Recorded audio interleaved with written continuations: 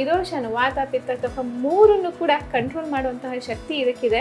ಜೊತೆಗೆ ಏನಾಗುತ್ತೆ, ಈ ಬೇಸಿಗೆ ತಾಪಕ್ಕೆ ನಾವು ಫ್ಯಾನ್ ಇರ್ಬೋದು ಅಥವಾ ಎ ಸಿ ಇರ್ಬೋದು ಕಂಟಿನ್ಯೂ ಹಾಕಿರ್ತೀವಿ. ಅದರಲ್ಲೂ ಫ್ಯಾನ್ ಹೆಚ್ಚಾಗಿ ಹಾಕಿದಾಗ ಮುಖ ಎಲ್ಲ ಉರಿಯೋದಕ್ಕೆ ಶುರುವಾಗುತ್ತೆ, ಕೈ ಕಾಲೆಲ್ಲ ಉರಿಯೋಕ್ಕೆ ಶುರುವಾಗುತ್ತೆ.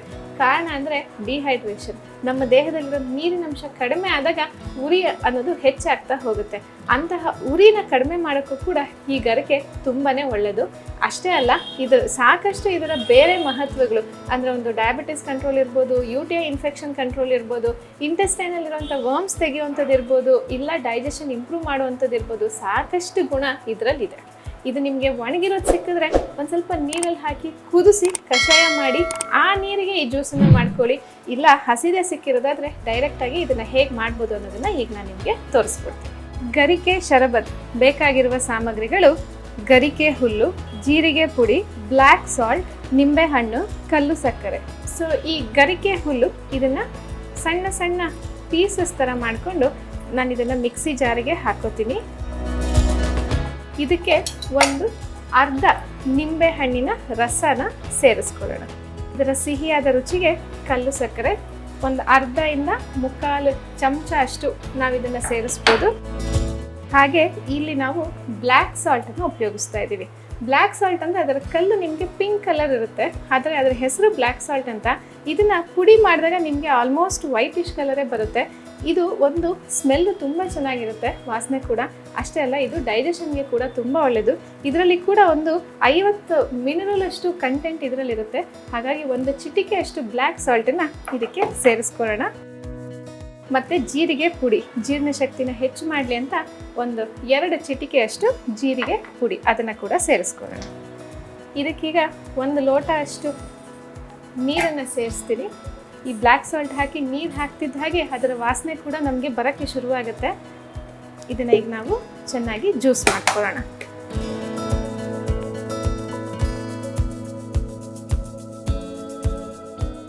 ಈ ಹುಲ್ಲು ಪೂರ್ತಿಯಾಗಿ ನುಣ್ಣಗಾಗಲ್ಲ, ಆದರೆ ಇದು ಅದರ ಕಲ್ಲರ್ ಅಥವಾ ಸತ್ವ ಏನಿದೆ ಅದನ್ನು ಬಿಟ್ಟಿರುತ್ತೆ.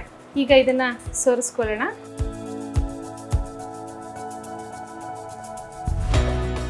ಈ ಲೈಟ್ ಹಸಿರು ಕಲರ್ ಬಂದಿರೋದನ್ನ ಈಗ ನೀವು ಗಮನಿಸ್ಬೋದು. ಪೂರ್ತಿಯಾಗಿ ಹಸಿದಿರೋಂಥ ಗರ್ಕೆ ನಿಮ್ಮಲ್ಲೇ ಸುತ್ತಮುತ್ತ ಪಾಟಲ್ಲೋ ಗಾರ್ಡನಲ್ಲೋ ಬೆಳೆದಿರೋದನ್ನ ನೀವು ಕಿತ್ತರೆ ಡಾರ್ಕ್ ಹಸಿರು ಬರುತ್ತೆ. ಅದೇ ಇದು ಒಣಗಿರುವಂಥ ಪುಡಿ ಆದರೆ ನೀವು ಅದರ ಕಷಾಯ ಥರ ಮಾಡಿ ಆ ನೀರಿಗೆ ಜ್ಯೂಸ್ ಮಾಡಿದ್ರೆ ಒಂಥರ ಬ್ರೌನಿಶ್ ಹಸಿರು ನಿಮಗೆ ಸಿಗುತ್ತೆ. ಇದು ಎರಡರದ್ದು ಮಧ್ಯೆ ಇರೋದ್ರಿಂದ ಈ ಲೈಟ್ ಗ್ರೀನ್ ಬಂದಿರೋದನ್ನ ನೀವು ಕಾಣ್ಬೋದು. ಈ ಕಲರ್ ಇದ್ದಾಗ ಮಕ್ಕಳಿಗೂ ಕುಡಿಯೋಕ್ಕೂ ಖುಷಿ ಆಗುತ್ತೆ. ಅದರ ಜೊತೆಗೆ ಇದರ ಹೆಲ್ತ್ ಬೆನಿಫಿಟ್ಸ್ನ ಹೇಳಿದ್ದೀನಲ್ಲ, ಇದನ್ನು ತಗೊಳ್ಳೋದ್ರಿಂದ ಈ ಬಿಸಿಲಿನ ತಾಪಮಾನನ ಎದುರಿಸೋ ಶಕ್ತಿ ಖಂಡಿತವಾಗ್ಲೂ ಎಲ್ಲರಿಗೂ ಬರುತ್ತೆ. ನಿಶಕ್ತಿ ಇರ್ಬೋದು, ತಲೆ ಸುತ್ತಿರ್ಬೋದು, ಮೈಕೈ ನೋವಿರ್ಬೋದು, ಜ್ವರ ಬರೋಂಗಾಗೋದು ಯಾವುದೇ ಇದ್ರೂ ಸರಿ ಮಾಡುತ್ತೆ. ಅದರ ಜೊತೆಗೆ ಕಫದ ಸಮಸ್ಯೆ ಹೆಚ್ಚಾಗ್ದಲೇ ಇರೋ ಹಾಗೆ ಕೂಡ ನೋಡ್ಕೊಡುತ್ತೆ. ಸೊ ಸುಲಭವಾಗಿ ತಯಾರು ಮಾಡ್ಬೋದಂತಹ ಈ ಗರಿಕೆ ಶರ್ಬತ್ ಈಗ ರೆಡಿ ಇದೆ. ಎಷ್ಟು ಚೆನ್ನಾಗಿ ಲೈಟ್ ಗ್ರೀನ್ ಕಲರ್ ಬಂದಿದೆ ಅಲ್ವಾ ಇದು. ಸೊ ದೇವ್ರ ಪೂಜೆಗೆ ಅಂತ ತರುವಂಥ ಗರಿಕೆನ ಪೂಜೆ ಆದ ನಂತರ ದಯವಿಟ್ಟು ಡಸ್ಟ್ಬಿನ್ನಿಗೆ ಹಾಕ್ಲಿಕ್ಕೆ ಹೋಗಬೇಡಿ. ಅತ್ಯಂತ ಮಹತ್ವವಾದಂತಹ ಒಂದು ಗರಿಕೆ ಹುಲ್ಲೇನಿದೆ ಅದು ಆಯುರ್ವೇದದಲ್ಲಿ ಹಲವಾರು ರೀತಿಯ ಮೆಡಿಸನ್ನಾಗಿ ನಾವು ಯೂಸ್ ಮಾಡ್ತೀವಿ.